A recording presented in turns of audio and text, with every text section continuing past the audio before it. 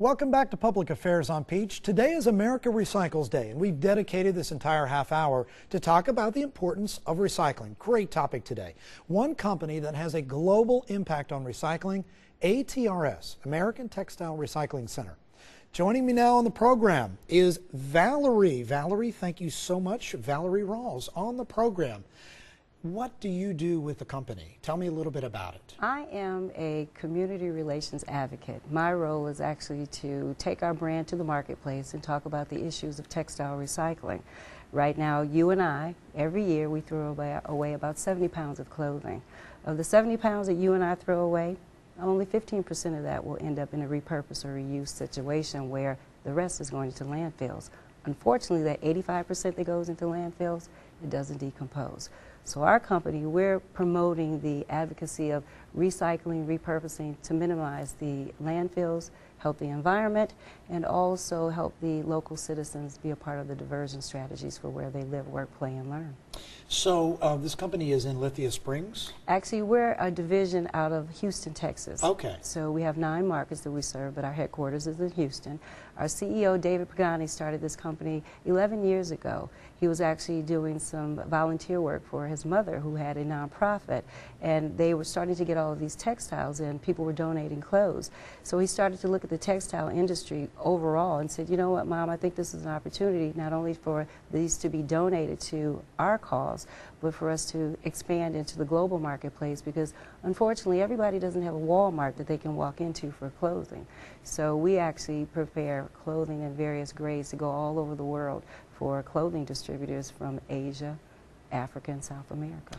So elaborate on what happens in Lithia Springs. When we were showing the website there, I saw the address for Lithia Springs. So tell us what you do in the metro Atlanta area. In the metro Atlanta area, we are responsible for literally having relationships with our lead nonprofit, which is City of Refuge. And so what we do through our capturing of textiles, we actually support that nonprofit. So a portion of all the textiles that we capture here in this market, working with property managers, allowing us to place textile bins on their property. We capture those textiles. A portion of that goes back to support those wonderful people working at City of Refuge with women and children there. So we are a for-profit entity, but we do have a doing well and doing good strategy with our nonprofit that we support.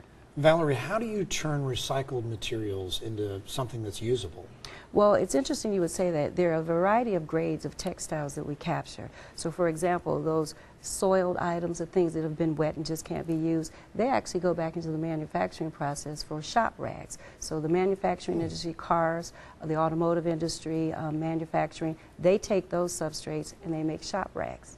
So if you go up and repurpose a little bit further, there's an organization that Emory's affiliated with, I believe it's called Local Looms or Looms, where they take strips and they actually loom and make rugs, they make bags, they make carpeting. I mean, so it's a variety of things that you could do. People don't realize that the clothes that we purchase that we like to be so fashion conscious, those could be repurposed and become something else again back in the marketplace through reusing and recycling and repurposing.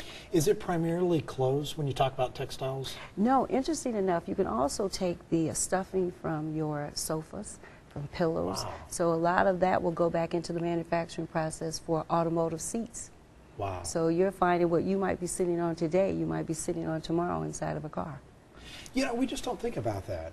When it becomes junk and we don't need it anymore, like you said, oftentimes people don't consider recycling clothing. They might think about plastics and things like that.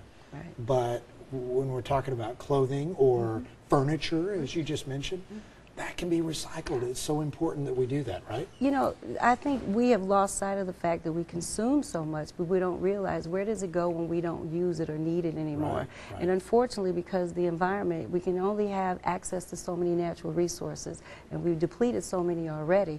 I think consumers need to become more educated on the role that they can play, because we are the ecosystem. So we need to be more mindful of the fact that we can participate in saving some trees by taking that old furniture, having it repurposed again, either keeping it and repurposing it or giving it to someone that will take it and turn it into something completely different. I'm so curious about this. How long does it take to make that transformation? If you take it into the facility and repurpose it, how long does that process like? Well, it depends on the purpose and how it's going to be used. So here what we do in the Lithia Springs office, we take in all the textiles. We literally have a shipment weekly going back down to our headquarters. We have like a 90,000 square foot plus facility where we sort all the different grades. We sort the shoes, we sort the grades. They're called credentials. So depending on the level of credentials, that piece of soiled item might be going into the manufacturing world.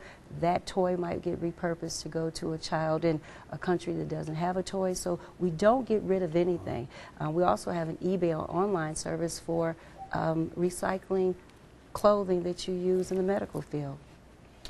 A lot of people will donate clothing, and I guess that's okay too, as long as it's not winding up in a landfill. But instead of just tossing it, this is where you guys come in, Yes. and it's so key. I mean, how dangerous of a problem is this to throw it away and have it in a landfill? Well, it's very dangerous. Unfortunately, people don't realize that textiles don't decompose. So all that methane gas that you're going to get off of a landfill, it's because textiles just never go away. So our goal is to educate people in understanding you can minimize the risk of the environment by taking those clothes and donating them and having them repurposed instead of going to landfills. Tell me more about your partnership with the City of Refuge. Oh, well, that was really interesting. What we try to do in our company is wherever we have a relationship as our business, our 9 markets, we have 9 nonprofits that we support.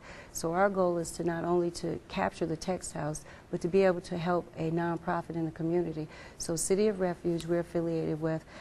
Everything that we take in, all the pounds that we take in across the entire metro Atlanta area, we give them a percentage of those pounds that we capture, and we literally give them a donation every month. They have 12 amazing programs that they offer, so we're supporting them with the minimizing the diversion, but also increasing their fundraising efforts by giving them access to the pounds that we capture. And so what do these organizations, how do they help you, or are you more or less helping them? I think we're helping each other. Okay. I think it goes both ways. I mean, we're helping them with their mission and vision, and they're helping us with ours. So it's a partnership. Valerie, fantastic job. Thank you so much for what all you guys are doing to keep this stuff out of the landfill and recycle, recycle. And we are a sponsor of the event that's taking place today in Lithonia for this farmers market. So thank you for having Mayor Jackson on, and you guys come on out today and support our farmers market today. Valerie, great job. Thanks so much. And when we come back, we talk to a group that opened up a recycle center right here in Metro Atlanta. More on Live Thrive right after the break. Stay with us here on Public Affairs on Peach.